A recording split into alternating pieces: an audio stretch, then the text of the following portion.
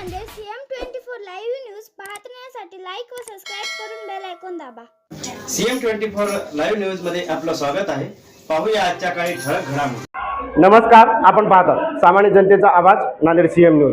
आज आपण श्री विठ्ठल रुक्मिणी मंदिर श्री दत्तनगर हाडको नांदेड या ठिकाणी आहोत आणि या ठिकाणी श्री ग्रंथराज ज्ञानेश्वरी पारायण सोहळा व 7 दिवसीय अखंड हरिनाम सप्ताह आयोजित केला होता। त्यानिमित्त या ठिकाणी 7 दिवस प्रवचन कीर्तन महाप्रसादाचे आयोजन केले होते। त्यानिमित्त विविध कीर्तनकारासह आज काल्याचे कीर्तन श्री संत नामदेव महाराज यांचे 17वे वंशज हरिभक्त पारायण श्री निवृत्ती महाराज पंढरपूरकर यांचे होते। त्यानिमित्त या ठिकाणी आपण हरिभक्त पारायण श्री निवृत्ती महाराज पंढरपूरकर यांच्याशी चर्चा करणार आहोत।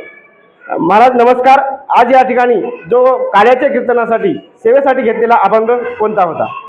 गोकुळीच्या सुखांत पार नाही लेखा या अभंगावर कीर्तन झालं। जगद्गुरु तुकाराम महाराजांचा हा अभंग आहे की आजच्या या अभंगाचा विचार करता आज काल्याच्या प्रसादानं समस्त नांदेडकर मंडळी त्यांनी आयोजित केलेला हा जो दत्त जयंतीनिमित्त उत्सव आहे, त्या उत्सवामध्ये हा काल्याचा प्रसाद म्हणजे आनंदाचा म्हणजे सुखाचा आहे। म्हणून सर्वांना सुद्धा या भगवंताच्या प्रसादानं सुख लाभावं या उद्देशानं हा अभंग घेतला होता।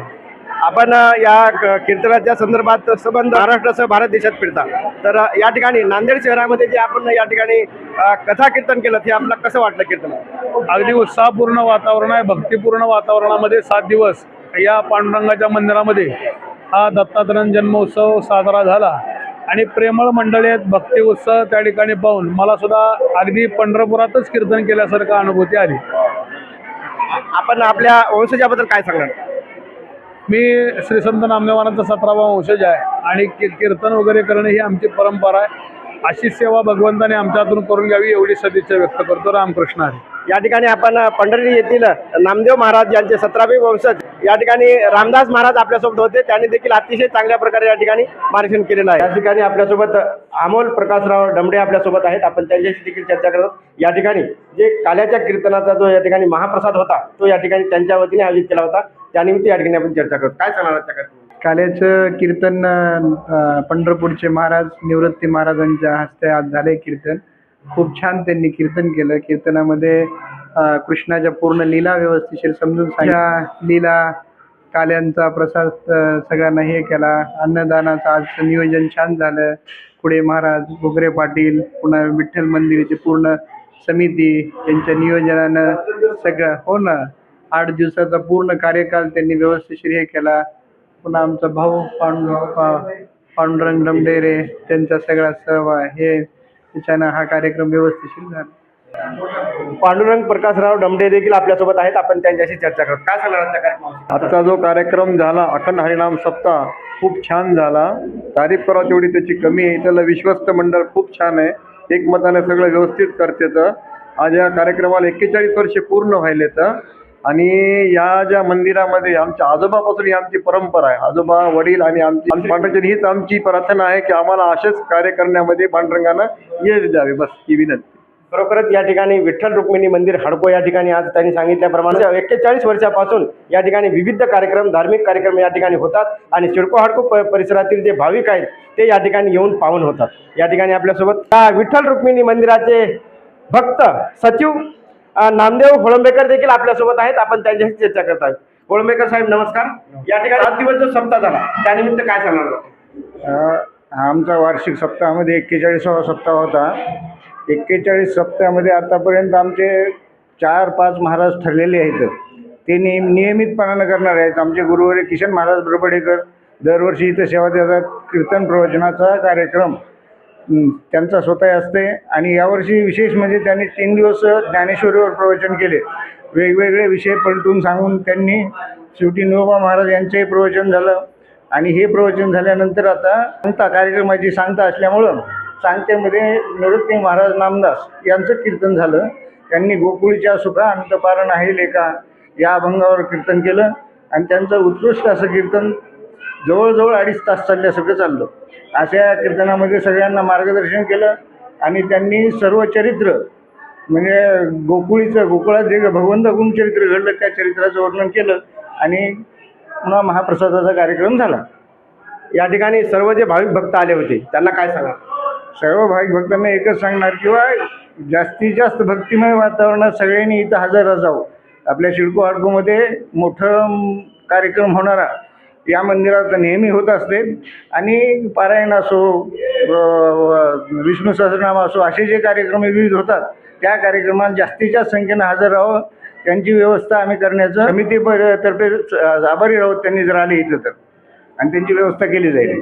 असले कार्यक्रम केल्यामुळं सप्ते आणि कोणते धार्मिक कार्यक्रम केल्यामुळं लोकांना एकदम चैतन्य आणि आनंद निर्माण होत असतो आणि एकदम आनंदी वातावरण असते. लोकांवर चांगले संस्कार होतात. निर्व्यसनी होण्याचा प्रयत्न करतात लोक. कारण हे महाराजांचे उपदेश एवढे चांगले असतात की या संत मंडळीनं सगळं घडून टाकलेलं चांगलं वारकरी संप्रदाय. आणि वारकरी संप्रदायामध्ये हे जे निर्व्यसनीपणाचं निर्मळ जीवन जगण्याचं हे जे बोध लोकांना होत असतंय ते फार मोलाचं असतंय. आणि त्याच्यामुळं हे कार्यक्रम घेणारे लोकही असे राहतात, उदार लोक राहतात. बराच पैसा खर्च येतोय, तेवढा पैसा खर्च करून त्याच्यामध्ये हजारो लोकांमध्ये असे 1-2 लोक राहतात की आज हे डमडेरे साहेब इथं होते. डमडेरे सावकार आहेत बघा, त्यांचं आमच्या इथं नांदेडमध्ये दुकान आहे, चांगले व्यापारी आहे. तर त्यांचा हे कार्यक्रम जोरदार त्यांनी स्वतः खर्च आजचा केलेला आहे. हजारो रुपये खर्च आलेला असतं या कार्यक्रमाला. म्हणून बऱ्याच ठिकाणी असे कार्यक्रम रद्द करतात. पण अशा ठिकाणी असे कार्यक्रम केल्यामुळं लोकांमध्ये चैतन्य निर्माण होतंय आणि आनंदाचं वातावरण निर्माण होतंय. जिकडं तिकडं आनंदीच आनंद राहतंय. असं या कार्यक्रमाचा फायदा असतो पहा.